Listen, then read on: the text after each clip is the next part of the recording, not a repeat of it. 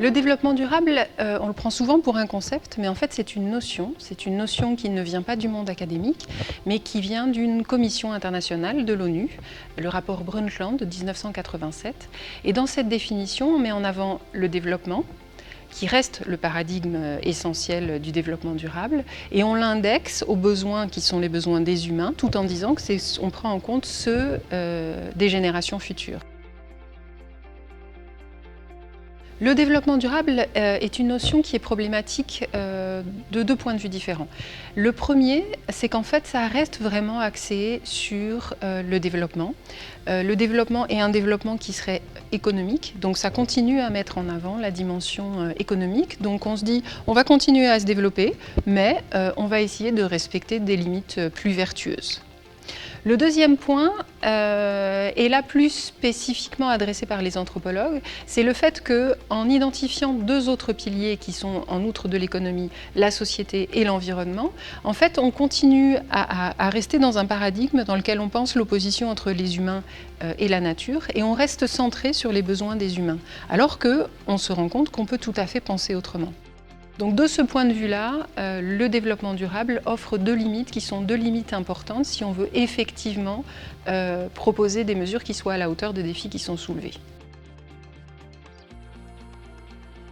On pourrait aborder, en tout cas l'intention qui se cache derrière le développement durable, on pourrait l'aborder autrement. On pourrait changer de paradigme, que ce ne soit pas un paradigme développementiste. Il pourrait ne pas reposer aussi sur une conception naturaliste, c'est-à-dire qui oppose nature et culture du monde. Les travaux des philosophes actuellement, et notamment les travaux de Bruno Latour et d'Isabelle Stengers, qui parlent de cosmopolitique et d'écologie politique, militent en faveur d'une écologie politique qui ne soit pas politicienne. On ne parle pas d'un parti écologiste, mais d'une refonte plus radicale du rapport de l'homme avec l'environnement, dans lequel on prend véritablement acte du fait que l'homme, l'humain, est inscrit dans un environnement avec lequel il va interagir.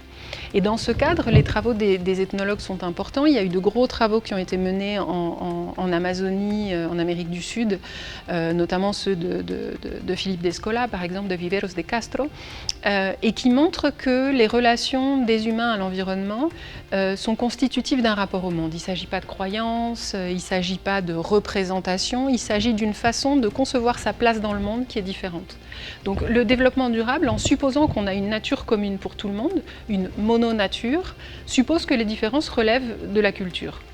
En fait, on pourrait aller plus loin et proposer qu'en fait, ce soit des différences de nature et qu'on soit face à un multinaturalisme et non pas un multiculturalisme. Et ça change tout parce qu'on n'a pas une nature, on en a plusieurs.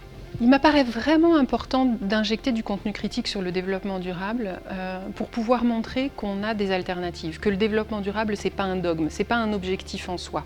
En fait, l'objectif, il va dépasser le développement durable. On a des intentions qui sont de bonnes intentions, mais en fait, pour les atteindre, je pense qu'il faut aller au-delà. Il faut aller au-delà si on veut faire face à la crise climatique, à la crise de perte de biodiversité, à la crise sanitaire qu'on est en train de vivre avec la Covid-19.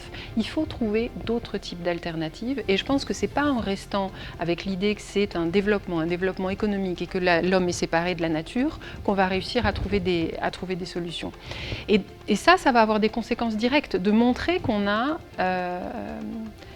des alternatives d'un point de vue théorique. Si on repense la place de l'homme au sein de l'environnement, on peut penser autrement, on peut proposer d'autres solutions. Je pense par exemple aux chimistes. On s'imagine des chimistes qui sont spécialisés dans la chimie du plastique.